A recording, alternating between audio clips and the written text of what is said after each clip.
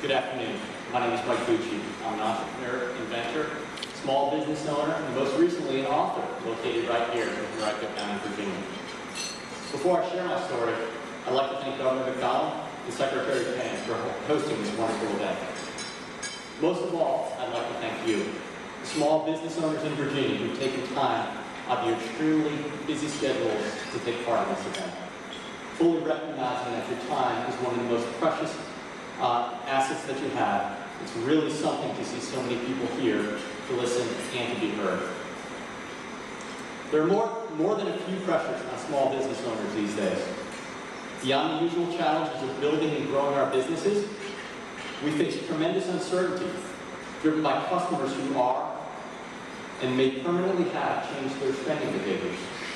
Additionally, we're facing meaningful government-influenced changes to our cost structures and significant constraints in capital markets. As if this were not enough, every economist and media person in a nation is saying that our country is depending upon us to turn around the U.S. economy. So no pressure, folks. For me, the dream of owning my own business was just that, a dream, for a large portion of my life. My move into entrepreneurship was a combination of forces hitting me all at once. Not to say there's a normal way that somebody becomes an entrepreneur, but for me, it started with bookshelves. You know, those things that you put books on. The year was 2006, and my wife had convinced me that we needed new built-in bookshelves in our family room.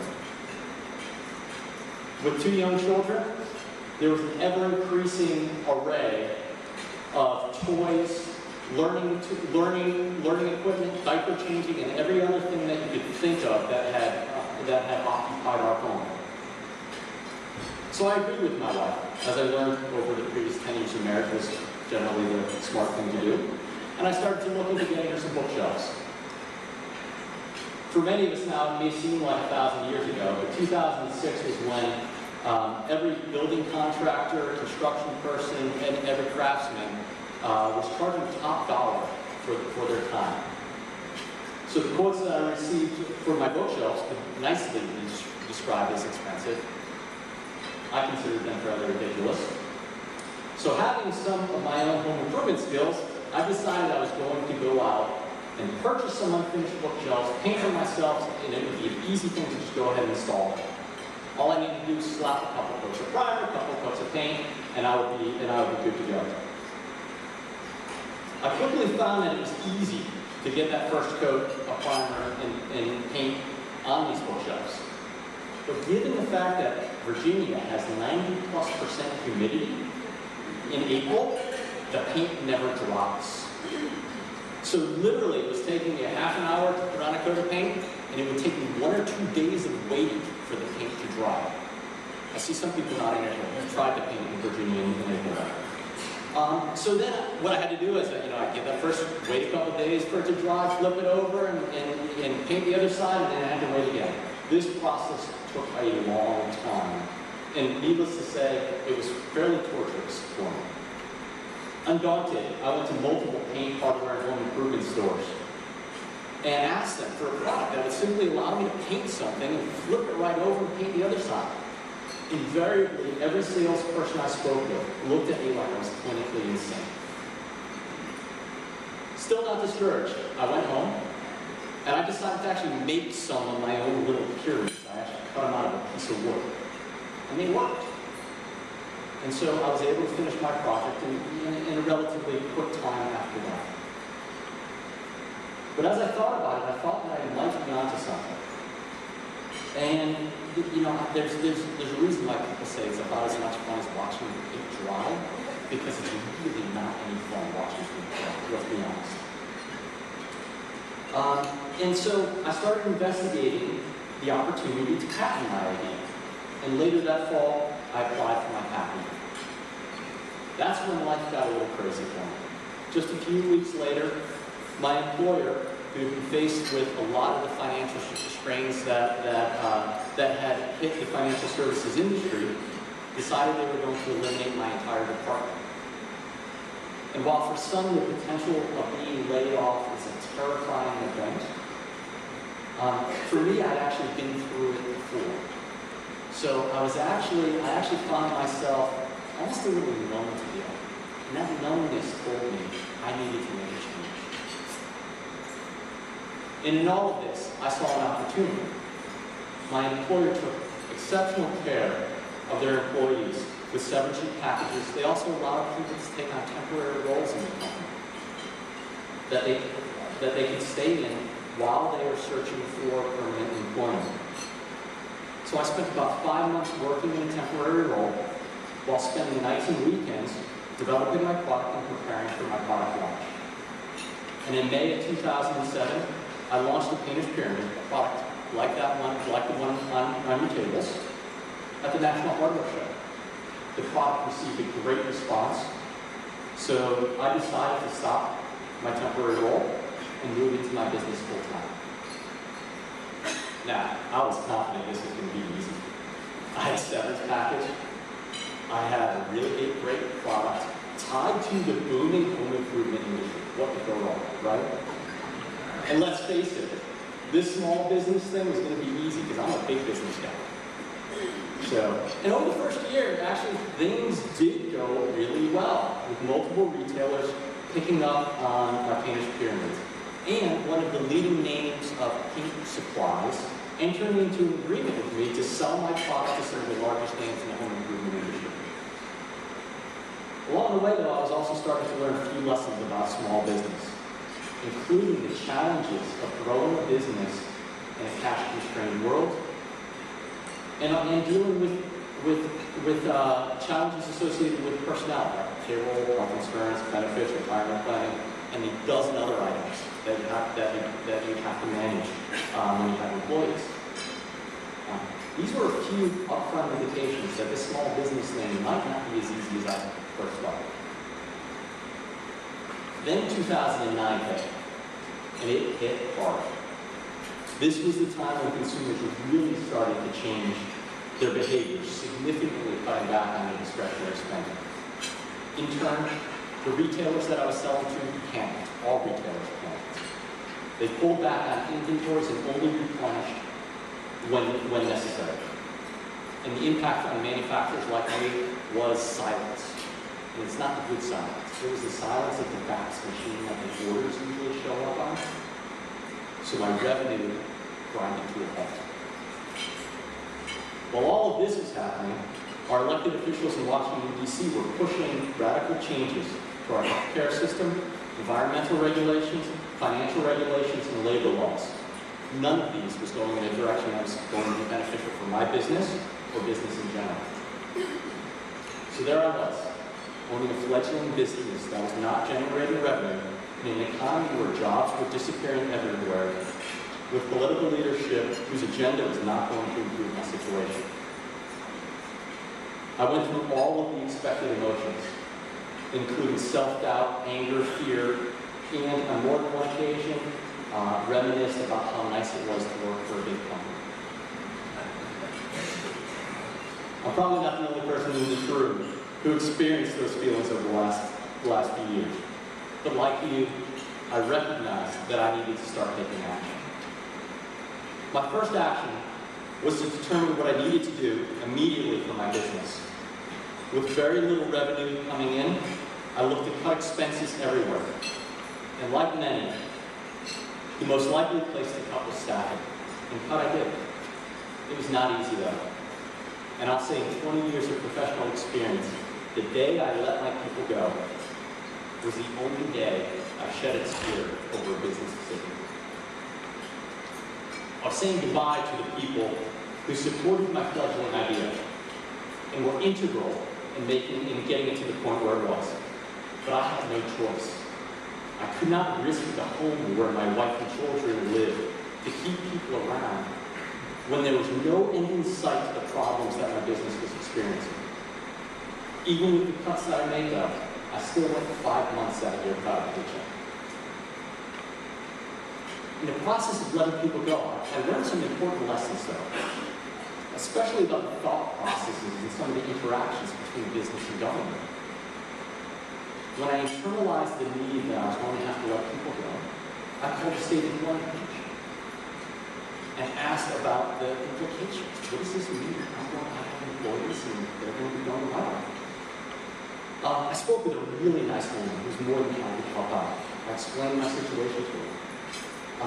And among other things, let her know the rationale. I just don't have the money to help these people, to keep these people going. And she explained back to me that, if any of my former employees applies for unemployment, well, then I'm going to have to pay the government more money. So I went and said to her, I said, I love these people. I want to keep them around. But I can't have the money.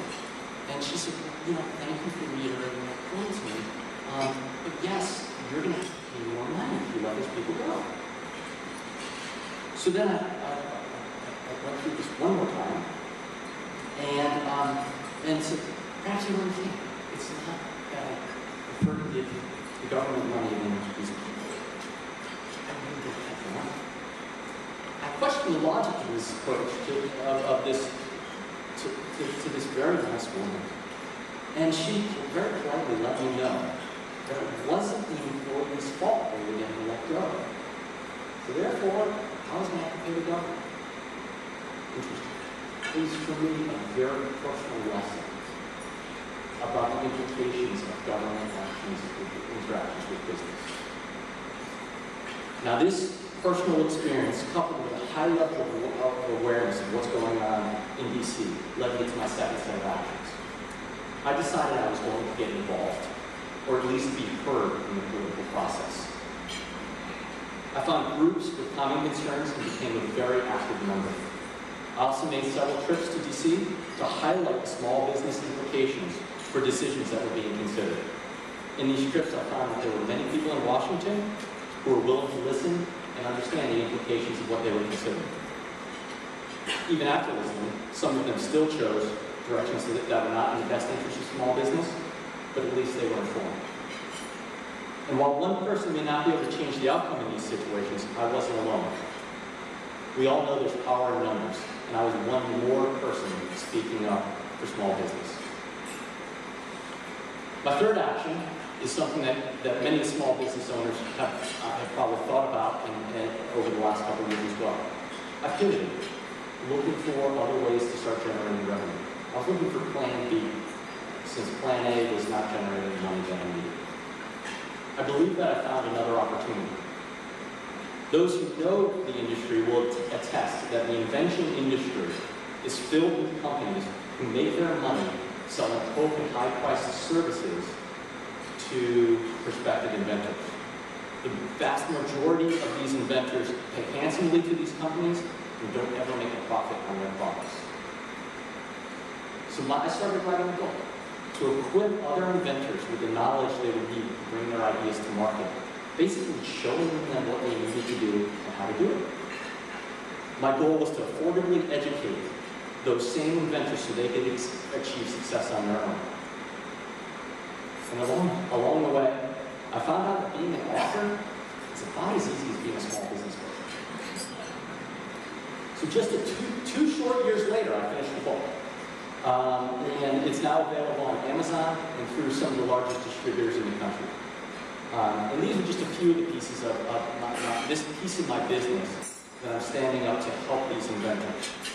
And so what started several years ago as an idea brought on by desperate times is now a revenue-generating part of my business. Over the last few years, several other things have gone relatively well. My products business picked up again late in 2009. And I've been able to continue to develop and launch new products, including the product that you have in front of you. I found ways to navigate the increasingly challenging financial environment. And I believe that my business's educational offerings for inventors will resonate for many, and that I have every expectation that it can become a profitable business unit. I've also increased my participation in pro-business groups like the National Federation of Independent Businesses and the Chamber. Through groups like these, I've been able to stay on top of issues that are relevant for my business and be engaged in the discussions so my voice is heard. Participation in these groups has also highlighted to me how fortunate we are to be in the Commonwealth of Virginia. As Secretary Chang pointed out, Virginia was recently ranked the #1 best state for business by CNBC and Polina.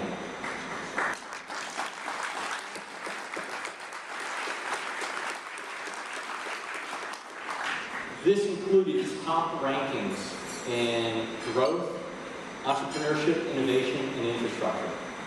Beyond those rankings, I've appreciated many of the actions taken by Virginia's elected officials. In this budget year, there was an infusion of $5 million in funding for the Virginia Small Business Financing Authority. In those same discussions, I was happy to hear the governor was proposing putting some surplus aside for future needs versus spending it now. Now, Governor, I need to warn you, if you keep taking actions like that, people are going to start confusing you as a responsible business person. Because those are so both needed and rare. Thank you.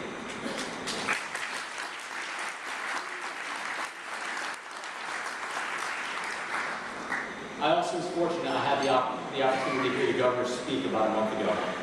Two things struck me about what he said. While he highlighted Virginia's great rankings for business, he said that they celebrated for about a minute, then got back to work. We've all had those moments where we received those accolades and said, you know, it's time to go get a big bottle of wine and really celebrate. But we also all then get out of bed early the next morning and get back to work. So I appreciate that attitude. Additionally, the governor, the second thing that struck me about the governor's comments were that despite the fact that there are many representatives at this gathering from large businesses, he focused on the small business. And I saw this as indicative of his understanding of the importance of small business to the future economic success of the economy. And Governor, for that focus, we thank you. While this focus is great, results are what we continue to need and must have. The continued uncertainty in the real estate market and slow progress in allowing prices to correct continues to undermine the bedrock of many consumers' credit and confidence. And it's this credit and confidence that drives the whole system. Additionally, insufficient access to capital is choking many businesses, keeping them from investing and expanding where they have confidence to do so. And the perpetual threat of Washington, D.C. fixing things isn't helping. Beyond those few challenges, small business confidence can be supported by keeping Virginia's relatively favorable regulatory environment and looking for opportunities to address general tax reform for Virginia small businesses. So, Governor, there's a tremendous opportunity for you to shine in the eyes of small business people. For all the small business owners, I want to encourage you to consider your role in the system as well. There's the old statement, there's no free lunches in this world, so this lunch aside,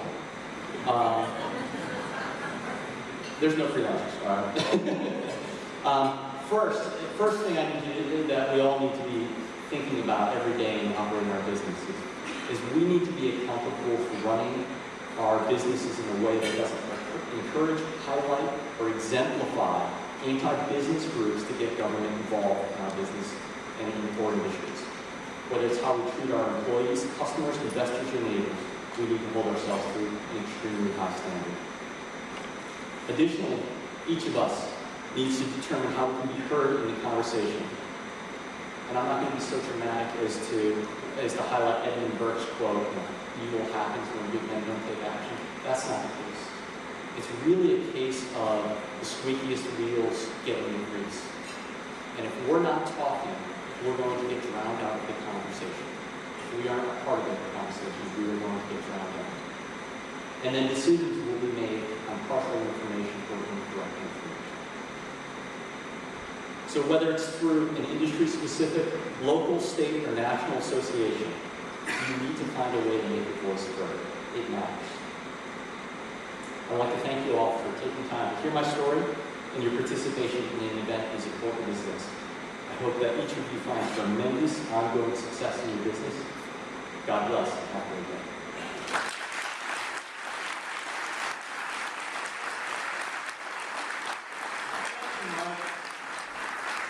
What a great story, what a great message. Get involved and help us make Virginia the #1 best state for small business too, right? Thanks again, Mike.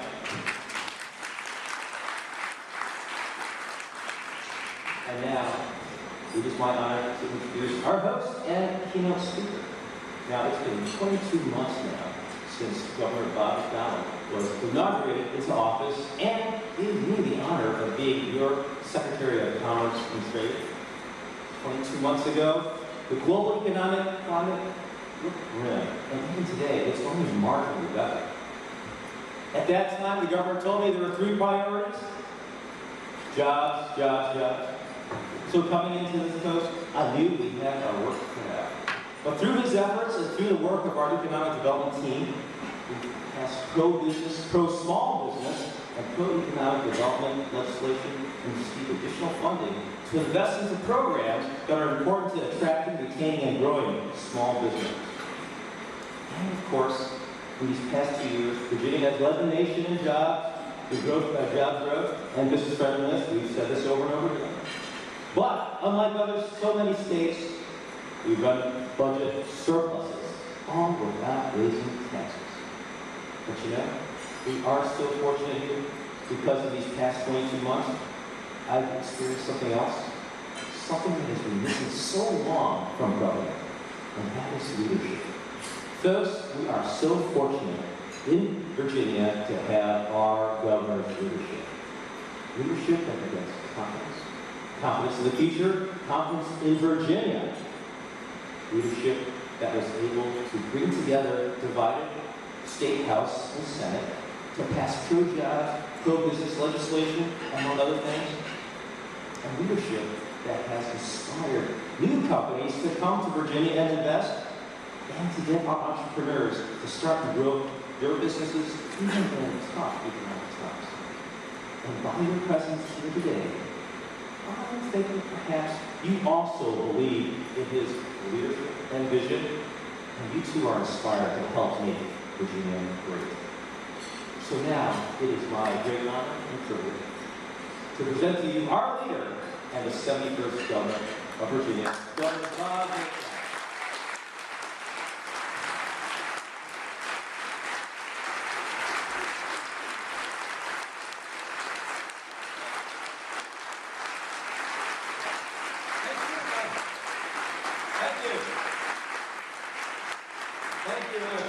That warm welcome and warm introduction. Thanks to all of you entrepreneurs and leaders for coming to the first ever Governor Small Business Summit. That introduction was so good you can tell I signed his paycheck, can't you? Because he was overly generous with his remarks. Jim's doing a great job as Secretary of Commerce.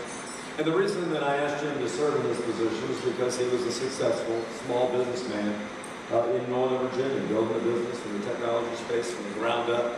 He was exactly the kind of entrepreneur we wanted to bring in to make sure we were putting a laser focus on jobs. So, Jim, thanks to you and your team for putting this on. I know we've got a lot of your staff members who are here, Kerry Cantrell, and Peter Sue and Jimmy Reed from DDA, our Assistant Secretary of Commerce. They're doing a great job on international trade and building support for small business. And I appreciate all of the team. I know we've got some of our leaders here from the Virginia Economic Development Partnership as well, who are our arms all over the country and all over the world, in fact, to recruit businesses large and small to be able to come here to Virginia. I think we also have our Senior Economic Advisor, Bob Slug, who I think was here earlier. And I know in the last segment today, you're going to hear from a number of our cabinet members and get a chance to be able to interface with them directly, hear from them, and then ask them questions about how to make government more user-friendly to you as small business people. Secretary Hicks Thomas and Secretary Duffy, I think we'll be here with Secretary Chin on that final panel. I think that'll be a good time for us really to hear from you. What can we do better to tear down the walls, to make sure that there are fewer impediments from government in building the business. Mike, thanks thanks for now you see why you don't have any hair after that harrowing story of building a business over the years. But thanks for being nice to the government officials along the way as you were dealing with them, because we have a lot of them really do work hard and they're there to do a job. But you're exactly right that there are things that government can do to help you or can do to get in your way and make it harder for you to succeed, to grow, to start a business in a timely fashion. That's a big value of this summit today, is to hear from you. During that last hour, Secretary General moderate that, I think, with Roger Cole from our small business advisory board, to be able to hear your ideas leading up to my budget development, leading up to the next legislative session on the things that we can do to make things better. We have a lot of our policy team here as well. I know we have Janera Peck and Julia Carla Hammond and some of our other policy people that are working around here. They're also here to listen. They are the ones that help to craft the policies on business with Secretary Chen, who will be advocating in the General Assembly in 2012. And as the Secretary mentioned, it is still all about jobs. That's Bob's for jobs, not Steve Jobs, just so you know. I want to thank our friends from Capital One, and Steve Gannon is here, and Bill Alt, Government Banks. Not exactly a small business, but about 22 years ago, you reminded me you were a smaller business, and now with the merger coming up on the 5th largest bank in America in 22 or so years. What a success story that is for Virginia. And we're glad you're headquartered in Fairfax County and got our campus out here in Richmond too. We really appreciate that presence. And same with LeClaire Running. Glad to have Jeff Mitchell here. You truly were a small business. Gary LeClaire and an assistant over a little shop down in Shopkill Bottom back in 1989. Now 700 employees, one of the largest law firms in Virginia. These are the kinds of success stories that we want to have more and more of in Virginia and in America. So I thank you to both these fine firms for sponsoring the event today, and hopefully many of you will graduate from small to large businesses over this next couple of years doing business in Virginia. I want to say how much I appreciate all of you coming. I think your presence here in such big numbers indicates your interest in doing everything we can to make a business-friendly state even better. But more importantly, your understanding that there is nothing more important in Virginia, the United States of America right now, than improving the economy, but doing it not through more government interference and programs and so forth, but doing it by unleashing the genius of the private sector, the entrepreneur, the risk-taker, the small business people. And I really believe that that's the focus of our administration. That's what we're going to be advocating this next session of the General Assembly. So why do we think that's important? Well, I think the numbers are on it. 225,000 small businesses in Virginia. That's 98% of all the businesses. By the way, we've got Delegate Rich Anderson here who's doing a great job in the General Assembly promoting and leading on small business. So Rich, I'm glad to have you here as well. That's a huge number. But even more importantly than that is because we're all about jobs, 75% of all the new jobs that are created in Virginia are created by small business. Now, we're glad to see Capital One expanding and get to send out those press releases once a month with all the jobs are at. Keep moving from Maryland and New York and California, wherever you want, I don't care. Bring them here, baby. We're all about it. But most of the growth, 75% is coming from you, the small business person. By the way, I'm glad to see our friends here from FIB and from Wiley and the Chamber of Commerce, all of you that helped to lead and coordinate work with our small business community. We're delighted to have you here participating in some of these panels as well. Since February 2010, we've been able to drop the unemployment rate from about 7.2% down to 6%. Now, the bad news is the last couple of months it's ticked back up, as have most states. We're back up to 6.3%. That's a sign of great caution for us, and we're all over trying to find out how we can continue to chip away at that unemployment rate. As great a state as we are, when you got 250,000 Virginians that don't have a job and can't take care of their families, and therefore don't have access to the American dream and have to rely on government. It's a huge problem and a great source of heartbreak to those of us in government that there aren't more opportunities.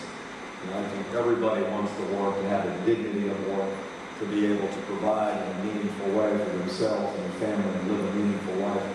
And that's why we wanted to do this summit, because the key to creating those opportunities for our fellow Virginians will lie with you. And we want to know how we can do more things to be able to help you. Now, it is great to say, hey, we're the most business-friendly state in America, and we did celebrate for, I guess, about 5-10 minutes, might be exactly right after the Bullina and the CNBC polls came out. I had the real unfortunate experience last year, and Texas was #1, and Virginia was #2. I have to call my friend Rick Perry and congratulate him in Texas for being #1, but I assured him that we would kick his butt this year. So I just want to thank all of you for making that happen, so I didn't have to eat any more crow, because sure enough, we did pass Texas to be at the top of the CNBC and political polls.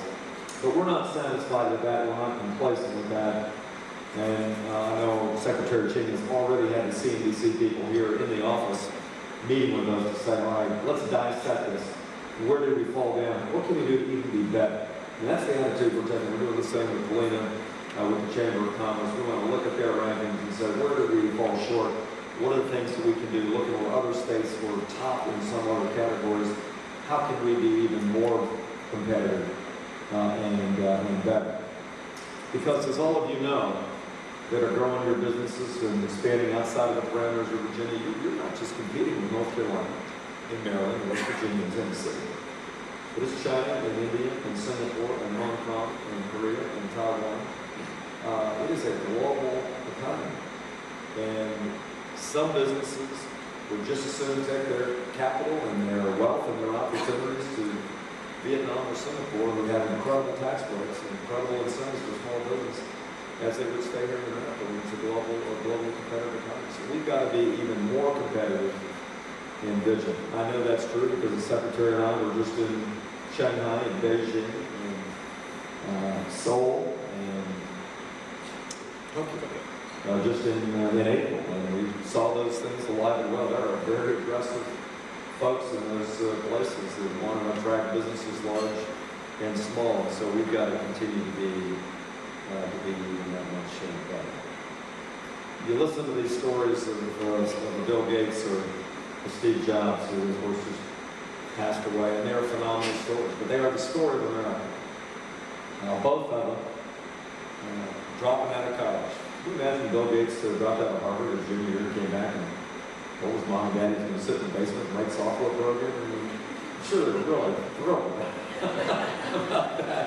Steve Jobs dropping out after his first semester, it's kind of a recipe for disaster. But you know what? The ingenuity of individuals who have a dream and a vision and who are able to surround themselves with talented people are able to do phenomenal things.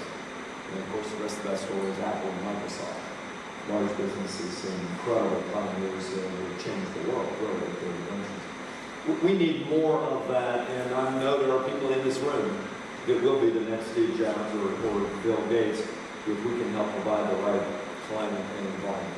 Now, we've tried to do some things this last 10 months, or 21 months, with the leadership of Secretary Chin and Lieutenant Governor Bill Boland, who's our Jobs Creation Officer, and Bob Sled, and our folks at DEP, to be able to make a business a priority. We've asked for and received about $100 million in new incentives, a lot of it focused on small business, technology tax credits, angel investor tax credits, reduction in capital gains rates for certain types of seed stage investments. We've opened up trade offices in the UK and in Shanghai. Secretary and I will be leaving next month for both Israel and India. We're opening up a trade office in Mumbai. We want to be able to tell the Virginia story around the world, because we got a great story to tell of all those rankings and all the things that are going on here, and we want to help to create new markets for you, from technology to furniture to agriculture. There are any number of opportunities. Looking ahead, there are some other things that we would like to go up, and let me mention a few other things. We try to create also and have a much better business one-stop, so that we can take all of the burden out of starting a small business. Our goal is to have you up and running in 48 hours through the SCC, through your permits, and not have to go to multiple levels of government for permits and certificates and all the things you need to get started. So that's our goal, that's our objective, and that's what the Business One Stop is designed to do. We have also started within the Virginia Job Investment Program a small business retraining program to be able to help provide the workforce development for the people that you are going to need in the industry.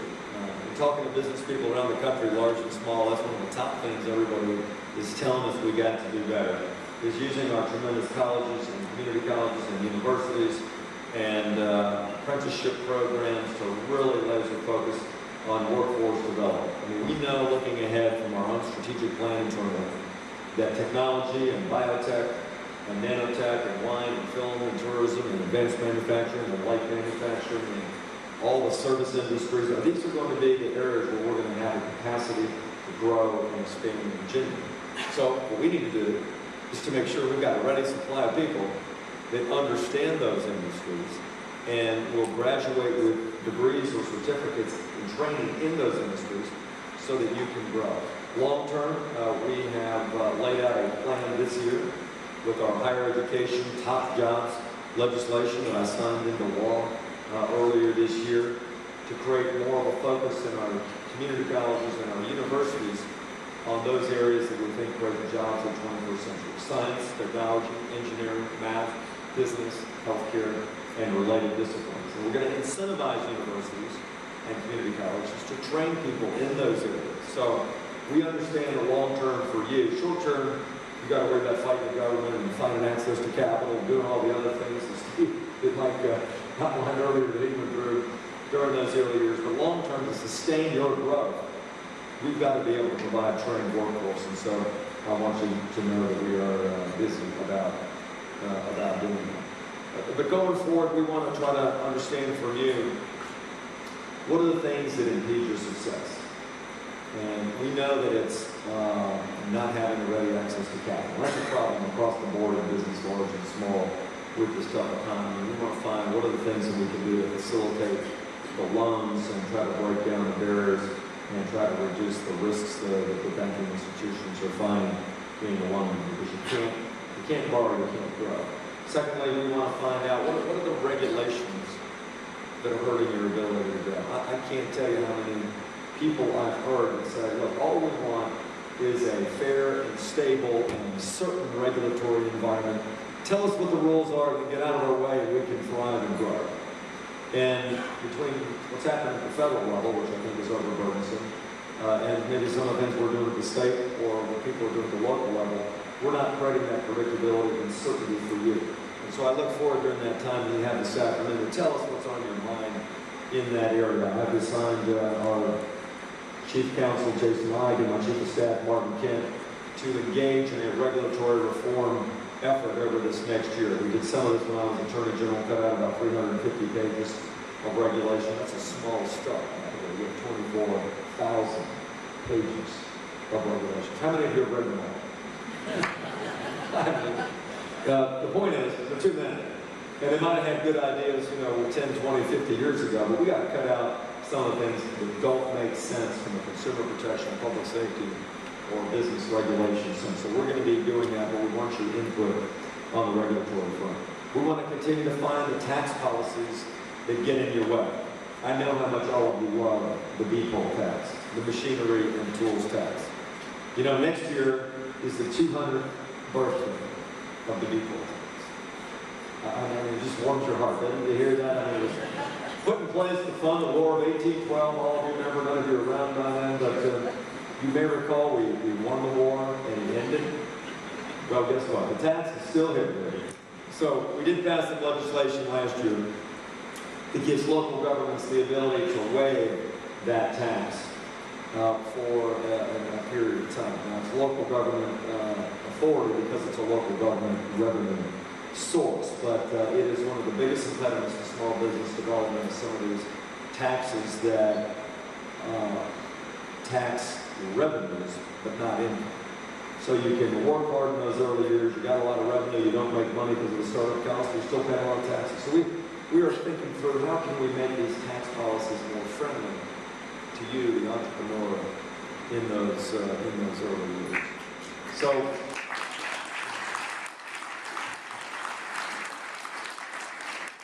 I know Nicole Riley will always lead the cheers when I talk about academia.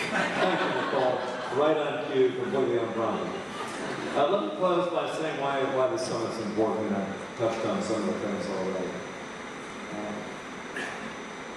There are futurists that estimate that we will literally need tens of thousands of small businesses to start over the next decade if we are going to be able to create a steady supply of jobs for Americans. As I mentioned, big businesses obviously do an awful lot. Capital One is a terrific source of jobs and growth and excitement for our state. But looking at the life cycle of businesses, those that merge and grow, and those that die or go out of business or just cash out, whatever the case may be, there are tens of thousands of new businesses that must be created in this country over the coming decades to be able to just to sustain the current level of economic success that we have now. That's a big burden on you. But I feel it's a burden on us as well to find out what can government do to create the environment where you entrepreneurs can thrive. And that's why this is important. I think you, like me, still believe in the incredible power of the American dream. It's what still brings people to these shores. Why we talk about immigration policy, because people still want to come to America, not just from Latin America, but from all over the world. Because we have more freedom, more economic and political freedom, more religious liberty, more opportunity to create wealth for your family and those around you than any other country on earth. I believe we still are this incredible shining city on the hill that people have talked about now for decades, but really has been alive since Mr. Jefferson penned the words in the Declaration of Independence. At our core in America, we are a marvelous experiment in free enterprise. How many of you have read the Charter of King James, the Virginia Company Charter from 1606?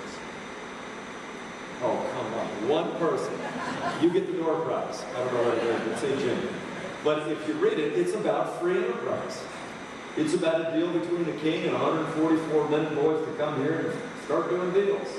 And those deals have been going on now for 404 years. But there's a lot more that we've got to be able to do to expand opportunity, to be able to create more access to the American dreams of those 250,000 people that don't work right now can get back to work. Most of that growth will come from you. 75% of those jobs. So let's keep a good dialogue. Let's keep up a good exchange. We're going to try to do our part. I will be Bob's for jobs until they carry me out of the office here in 2 years and 4 months. But you let us know, from you, the experts, what we need to do, and we'll do everything we can to support you in your great mission of creating good jobs here in Virginia. Thank you.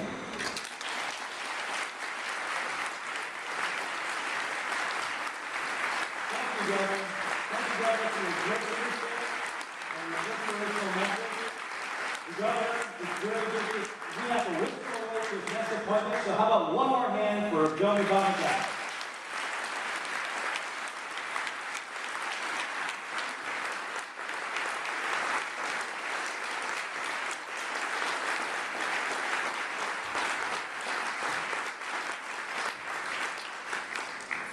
Well, thanks again. Now, we have a lot of companies here, a lot of company owners here, business owners, entrepreneurs, but among you also are a lot of agency heads, a lot of government representatives from Virginia, a lot of agency heads, even secretaries here. We think that would be enough, but we have more. We have a special guest today. In here we have the Commissioner of the GSA, the United States General Services Administration, Commissioner Tennessee. Please introduce yourself. Please get up. Let everybody know where you are. Commissioner Tennessee of the GSA. And also sitting next to him, we have Mr. Norm Weir. He's also from the GSA. He's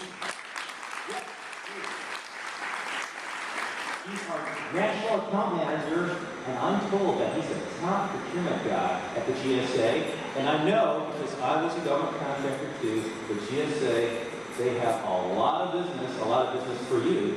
And take this great opportunity. They showed that they cared. They came here today. Please go see them and see what they can do, what we can do together. So thank you, Mr. Tennessee and Mr. Weir, for coming today. And of course, we have so many other folks here. This is a great time to network, to talk. And of course, we have our great sponsors, Clara Ryan, Capital One, NFIB, MVTC, our government agency.